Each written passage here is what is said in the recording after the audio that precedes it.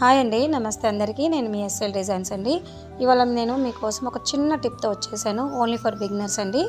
ఇది వచ్చి tissue cloth అండి. చాలామంది పైపింగ్లకి ప్యాచ్ వర్క్కి వాడుతూ ఉంటారు అనమాట. సో ఈ క్లాత్తో నేను ఎలా పైపింగ్ క్లాత్ ఎలా కట్ చేసుకోవాలి, ఏ విధంగా తీసుకోవాలనేది నేను చూపిస్తాను బిగినర్స్కి.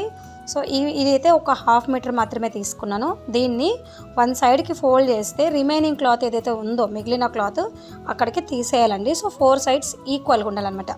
4 సైడ్స్ ఈక్వల్ ఉన్నాక ఈ రకంగా మళ్ళీ మనం ఫోల్డ్ చేసుకోవాలి. ఈక్వల్ ఉన్న తర్వాత ఈ రకంగా ఫోల్డ్ చేసి దాన్ని మళ్ళీ ఒకసారి ముందుకు ఫోల్డ్ చేసుకోవాలి. ముందుకు కానీ వెనక్కి కానీ మీకు ఎటు కంఫర్ట్ ఉంటే అటు. సో కుట్టేసుకోవచ్చు, కానీ కుట్టేదానికంటే బెస్ట్ మనం ఇలా ఫోల్డ్ చేసేసుకున్నాం అనుకోండి, టైము సేవ్ అవుతుంది, మీకు అర్థమవుతుంది. ఎలా అంటే పైపింగ్ క్లాత్ని ఏ రకంగా జాయిన్ చేయాలి, అటాచ్ అనేది నేర్చుకోవడానికి ఈజీగా ఉంటుంది. అందుకనేసి నేను మీకు ఇది ఈజీగా చూపిస్తున్నాను అనమాట. ఇలా ఫోల్డ్ చేసిన తర్వాత దీన్ని కుట్టేసుకోవాలి స్ట్రైట్గా, ఎందుకంటే మడత ఊడిపోకుండా ఉండడానికి అనేసి ఇది కుట్టేసుకోవాలన్నమాట. ఈ రకంగా కుట్టుకున్న తర్వాత మొత్తము ఇప్పుడు నేను మీకు చూపిస్తాను. అది ఈ రకంగా కుట్టేసుకున్న తర్వాత ఆ కార్నర్ ఉంటుంది చూడండి, ఆ కార్నర్ లైట్గా తీసేయండి. ఎందుకంటే అది ఎక్కువ కూడా మనం వేస్ట్ చేసుకోవద్దు. క్లాత్ అని పెద్దగా వేస్ట్ చేయను, నేను కొద్దిగా పిసినారినే, నేను కొద్దిగా చూసుకొనే వాడుతుంటాను. సో ఈ రకంగా కొంచెం మైల్డ్గా తీసేసుకోండి క్లాత్. ఓకే, తీసుకున్న తర్వాత 1 ఇంచ్ గ్యాప్లో నీట్గా కట్ చేసుకోండి. కట్ చేసుకున్న తర్వాత ఏదైతే ఇక్కడ ఉన్నదేమో మిగిలిపోద్ది, అలాగే ఫోల్డింగ్ ఓపెన్ అవ్వదు.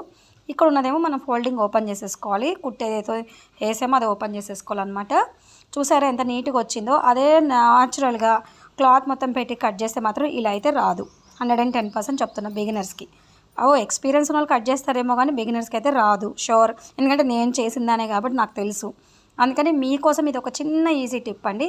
ఈ రకంగా వచ్చిన తర్వాత మనము 2 జాయిన్ చేస్తే ఎంత నీట్గా వచ్చిందో చూసారా. సో ఈ రకంగా చేసి పెట్టేసుకోవాలి. ఇది ఎక్కడ పడేసుకోవద్దు, అది కూడా చూపిస్తాను. ఇప్పుడు ఇదైతే స్ట్రైట్గా మిగిలిపోయిన క్లాత్ని మనం వెనకాల వీపు కింద వేసుకోవచ్చు, ప్యాచ్ వర్క్ వేసుకోవచ్చు, హ్యాండ్స్కి వేసుకోవచ్చు. హ్యాండ్స్కి క్రాస్గానే కట్ చేసిన క్లాత్ అవసరం లేదనమాట. సో ఓకే, ఈ రకంగా వేస్ట్ అవ్వకుండా పడిపోకుండా క్లాత్ ఉండాలని ఈ రకంగా కుట్టేసేసుకోవాలి. సో నేను ఈ విధంగా అన్నీ రెడీ చేసి పెట్టుకున్నాను. కుట్టేటప్పుడు ఈజీగా ఉంటుంది. Thank you for watching.